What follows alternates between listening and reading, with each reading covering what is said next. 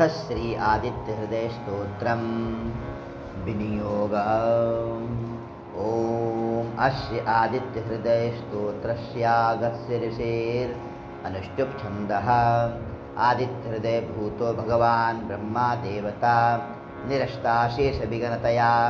ब्रह्मविद्यासिद्धौ सर्वत्र जयसिद्धौ च विनियोगः। ततो युद्धपरिश्रान्तं समरे चिन्तया स्थितं रावणं चाग्रतो दृष्ट्वा युद्धाय समुपस्थितं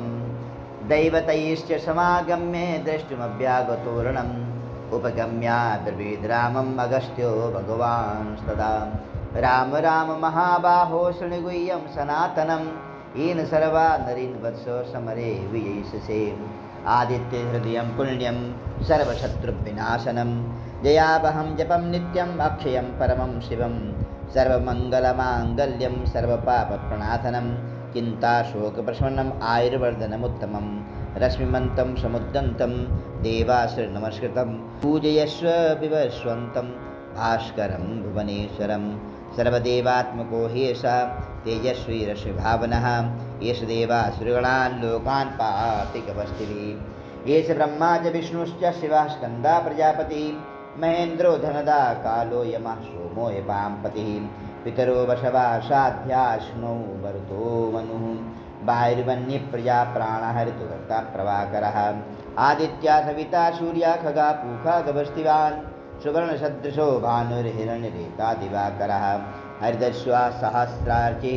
सप्तसप्ततिर्मरीचिमान् तिमिरोन्मथनः शम्भो तुष्टा मार्कण्डको शुभान् हिरण्यगर्भाशिशिनस्तपनो हस्करो रवीन् अग्निगर्भोदिते पुत्रः शङ्खः शिशिरनाथनः व्योमनाथस्तमो भेदी दिग्गजुः सामपारगः घनवृष्टिरपां मित्रो बिन्दवीथि प्रभङ्गवः आतपी मण्डली मृत्युपिङ्गलः सर्वतापनः कबर्विश्वो महातेजा रक्तः सर्वोद्भवः नक्षत्रगृहताराणामधिपो विश्वभावनः तेजसामपि तेजस्वी द्वादशात्मन्नमोऽस्तु ते। नमः पूर्वाग्रे पश्चिमायाद्रये नमः ज्योतिर्गणानां पतये दिनाधिपतये नमः जयाय जय भद्राय हरयश्वाय नमो नमः नमो नमः सहस्रांशो आदित्याय नमो नमः नमः उग्राय वीराय सारंगाय नमो नमः नमः पद्म प्रबोधाय प्रचण्डाय नमोऽस्तुते ब्रह्मेशानाच्युतेशाय शूरायादित्यवर्चसे भास्वते सर्वभक्षाय रौद्राय वपुषे नमः तमोघ्नाय हिमघ्नाय शत्रुघ्नायामितात्मने कृतघ्नघ्नाय देवाय ज्योतिषां पतये नमः तप्तचामीकराभाय हरे विश्वकर्मणे नमस्तमोभिनिघ्नाय रुचये लोकसाक्षिणे नाशयत्येष वै भूतं तमेव श्रीति प्रभु पायत्येष तपत्येष वर्षत्येष गवस्थिभिः येष सुप्तेषु जागर्ति भूतेषु परिनिष्ठतः एष चैवाग्निहोत्रं च फलं चैवाग्निहोत्रिणां देवाश्च क्रतवश्चैव क्रतूनां फलमेव च यानि कृत्यानि लोकेषु सर्वेषु परमप्रभु येन मापच्छो कृच्छ्रेषु कान्तारेषु भयेषु च कीर्तयन् पुरुषः कश्चिन्नावसीदति राघव पूजयस्वैनमेकाग्रो देवदेवं जगत्पतिम् एतत् त्रिगुणितं जप्त्वा युद्धेषु विजयिष्यसि अस्मिन् क्षणे महाबाहो रावणं त्वं जयिष्यसि एवमुक्त्वा ततो गत्स्यो जगामसा यथागतम् एतत् श्रुत्वा महातेजा